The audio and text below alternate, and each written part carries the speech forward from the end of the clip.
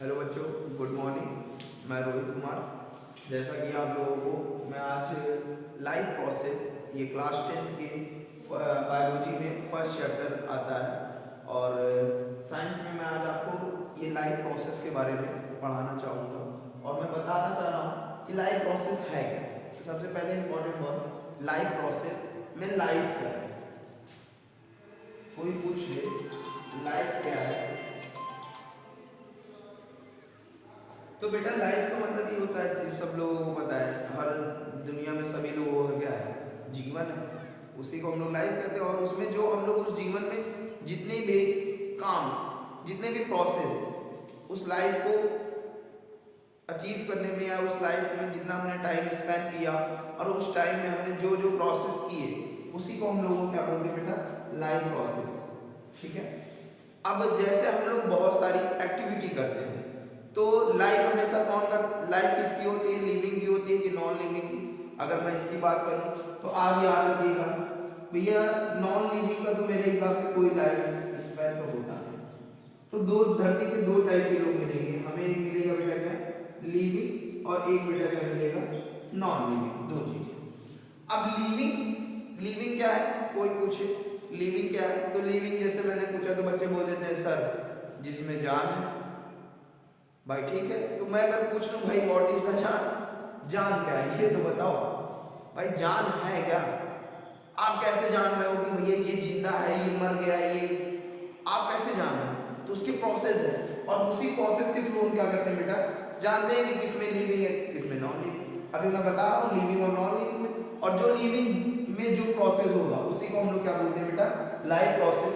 और life process में जैसे कि पहला आपने सुना होगा कि बहुत सारी सबसे मेन एक्टिविटी, सबसे अभी तक जितनी भी लिविंग ऑर्गेनिज्म में देखा गया है, सबसे मेन एक्टिविटी है मेटाबॉलिज्म। एक एक्टिविटी होती है बेटा मेटाबॉलिज्म एक्टिविटी। कौन सी एक्टिविटी बेटा, मेटाबॉलिज्म एक्टिविटी। इस बात को याद रखिएगा, ठीक है। अब ये मेटाबॉलिज्म क्या है, पहले मैं इसे समझा दूंगा कि बॉडी के अंदर, किसी भी लिविंग ऑर्गेनिज्म के अंदर, बॉडी के अंदर चीजों का टूटना, ब्रेकडाउन होना, या फिर किसी भी चीज का बनना, मेडअप होना। लाइक मैं भी समझाऊंगा, आपको समझाऊंगा कि जैसे बेटा क्या है कि हम लोग खाना खाते हैं, तो खाना खाने में हम लोग क्या बॉडी में किसको स्टोर कर रहे हैं, C6H12। अब इतना तो आपको बताओगे ये किसका फॉर्मूला है, ग्लूकोज। अब हम लोगों ने ग्लूकोज को कैसे बनाया भाई, खाना खा के बना। लेकिन सबसे पहले ग्लूकोज का फॉर्मेशन अगर देखा जाए तो आपने देखा होगा प्लांट में चलता है, प्लांट फोटोसिंथेटिक रिएक्शन करके ग्लूकोज फॉर्मेशन कर लेते हैं। तो वो ग्लूकोज, अब ये क्या है, ग्लूकोज बना, तो भैया ठीक है। और रिस्पायरेशन के थ्रू हम इसी ग्लूकोज को क्या कर देते हैं बेटा, ब्रेक डाउन करके एनर्जी निकाल देते हैं। तो उसका क्या मतलब है, ये हमने तोड़ा। तो मेटाबॉलिज्म में दो एक्टिविटी आती है, याद रखिए कैसे एनालाइज कर रहा हूं थोड़ा सा। मेटाबॉलिज्म इसमें टू है, एक बेटा होता है एनाबॉलिज्म,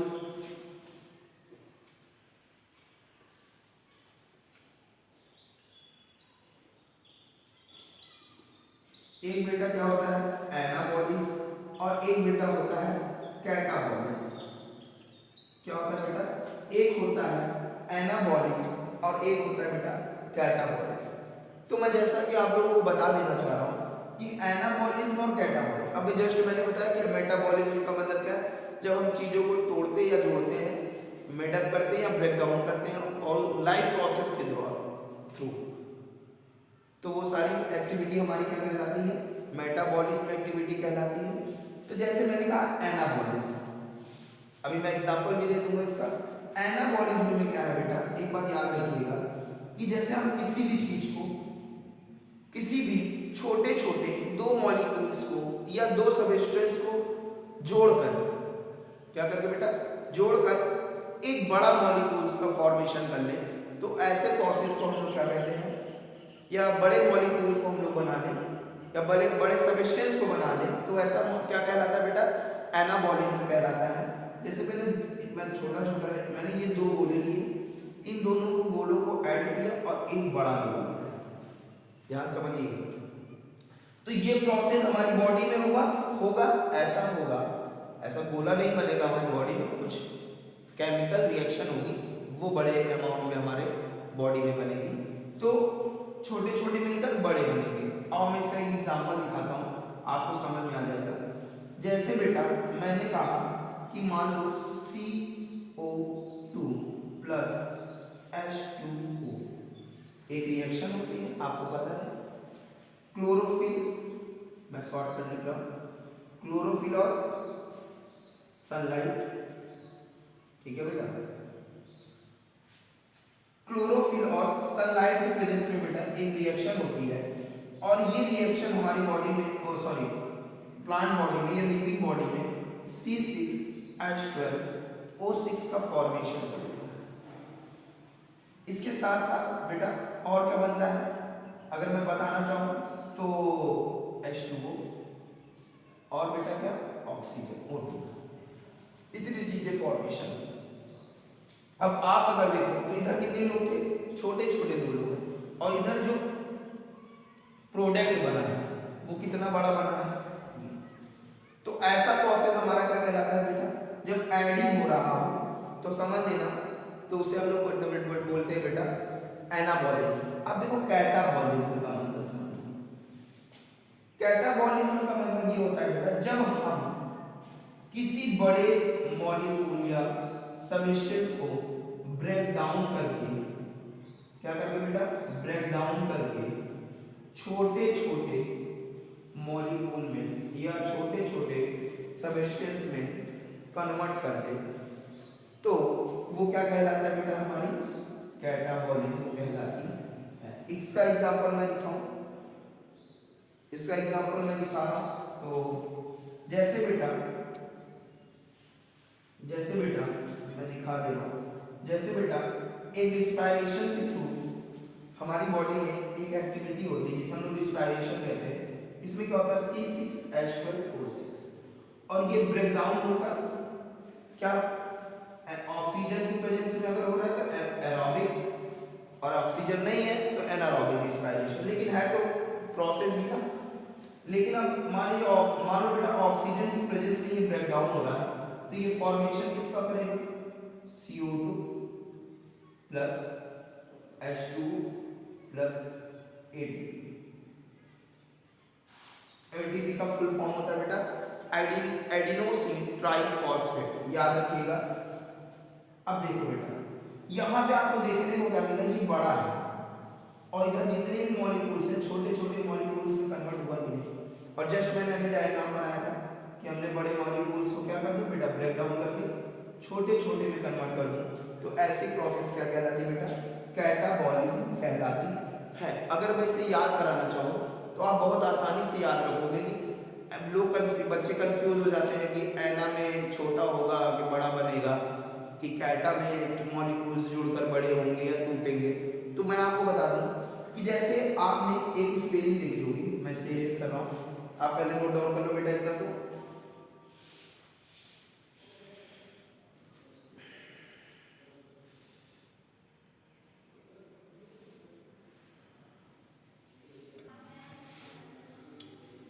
जैसे बेटा मैं आपको बता दूं थोड़ा सा कि मैं ट्रिक बता रहा हूँ आपको, मैं ट्रिक बताने जा रहा हूँ आपको कैसे याद रखना है इस चीज को।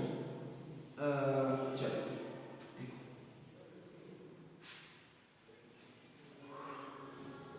देखो बेटा बहुत ध्यान से सुनना कि मैंने बताया क्या कि जब हम छोटे छोटे सबस्टेंस को जोड़ते हैं तो जोड़ने का मतलब होता है ऐड, आपको पता होगा, मैं तो पढ़ते ही हूँ। अब ऐड की स्पेलिंग किससे स्टार्ट हुई है, ए से, और इन दोनों में एनाबॉलिज्म और कैटाबॉलिज्म में भी एना की स्पेलिंग किससे स्टार्ट हुई बेटा, ए से। तो आप याद रखिएगा एनाबॉलिज्म में हमेशा छोटे मॉलिक्यूल्स क्या होंगे बेटा, जुड़कर बड़े मॉलिक्यूल्स का फॉर्मेशन करेंगे।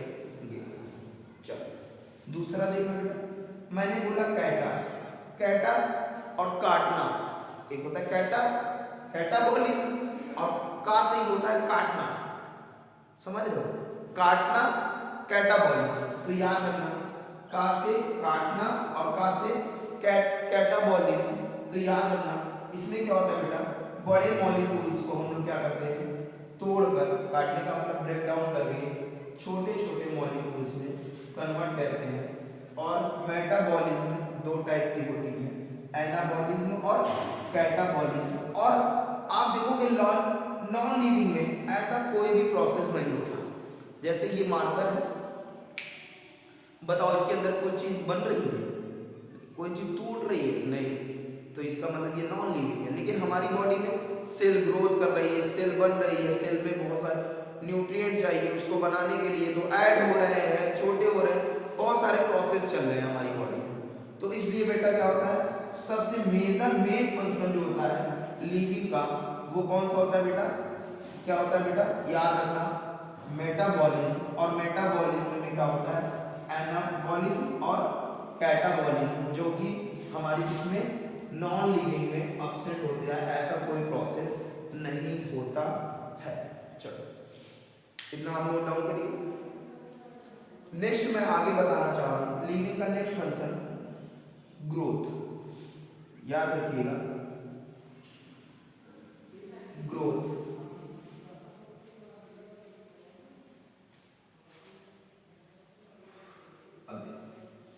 आगे बेटा अगर मैं बात करूं ग्रोथ, देखो लिविंग में ग्रोथ होता है, तो सारे बच्चे कहेंगे हाँ। अच्छा कोई पूछ ले ग्रोथ क्या है, तो चीजों का बड़ा होना। लेकिन एक बात याद रखना कि एनसीईआरटी बोलती है कि नॉन लिविंग भी कुछ कंडीशनों में ग्रोथ करती है। नॉन लिविंग भी कुछ कंडीशनों में क्या करती बेटा, ग्रोथ करती है। इस बात को आप याद रखिएगा। तो जैसे मैं बताऊं, उन्होंने एग्जांपल लिया है रॉक का, रॉक पहाड़ चट्टानों का उन्होंने एग्जांपल दिया है कि वो क्या करते हैं बेटा, ग्रोथ करते हैं। जैसे उन्होंने कहा कि जब हम किसी भी रॉक को देखते हैं तो 2 नहीं 100 साल 500 साल बाद उसका साइज क्या होता है बेटा, धीरे धीरे वो बता इंक्रीज करने लगता है। तो इसलिए क्या है कि ये जो ग्रोथ टॉपिक है ये लिविंग में भी होता है, नॉन लिविंग में भी होता है।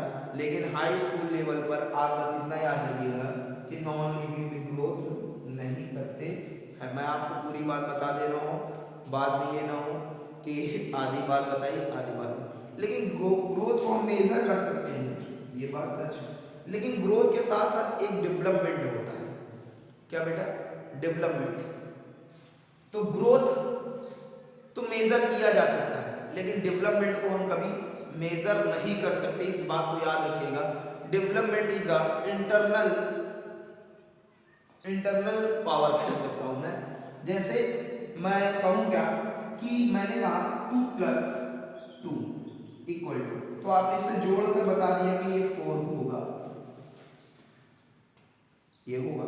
लेकिन मैं अगर आपसे पूछूं कि इसको आपने कब सीखा, तो आप कहोगे क्लास 1 में सीखे थे। लेकिन क्लास 1 में किस दिन सीखे, तो ये आपको क्या होगा, जैसे अभी एक छोटा बच्चा होता है उसे मैं बोलते तो वो 1 2 फिर क्या था 1 2 फिर उसे काउंट करता 1 2 3 4 फिर वो काउंट करके लिखता 4। लेकिन अभी मैं बोलूं 2 + 5 + 3 + 2 = तो आप धड़ा से बता दोगे कि सर 12 होगा। 5 2 7 7 3 10 2, पर अब एक बार में जोड़ के बता दिए कि सर 12 होगा, 12 हो जाएगा। लेकिन ये कब सीखे ये हमें नहीं पता। This is a development. आप कब कितना सीखे ये आपको पता नहीं चलता, लेकिन आप सीखते पर डेली। तो ग्रोथ तो हम मेजर कर सकते हैं, लेकिन डेवलपमेंट को हम कभी भी मेजर नहीं कर सकते कि आज 1 सेंटीमीटर हुआ था डेवलपमेंट, कल 2 सेंटीमीटर हुआ है। इन ह्यूमन बॉडी, याद रखिए इन ह्यूमन बॉडी, याद रखिएगा इस बात को। ह्यूमन बॉडी के अंदर हम नहीं बता सकते कि कितना कितना डेवलपमेंट हुआ है। तो दूसरा हमारे पास क्या था, लाइफ प्रोसेस क्या था बेटा, ग्रोथ, जो नॉन लिविंग करते हैं, और सॉरी नॉन लिविंग नहीं करते, लिविंग करते हैं। इस बात को आप याद रखिएगा। और आज के लिए इतना ही। थैंक यू सो मच, मिलते हैं नेक्स्ट वीडियो में।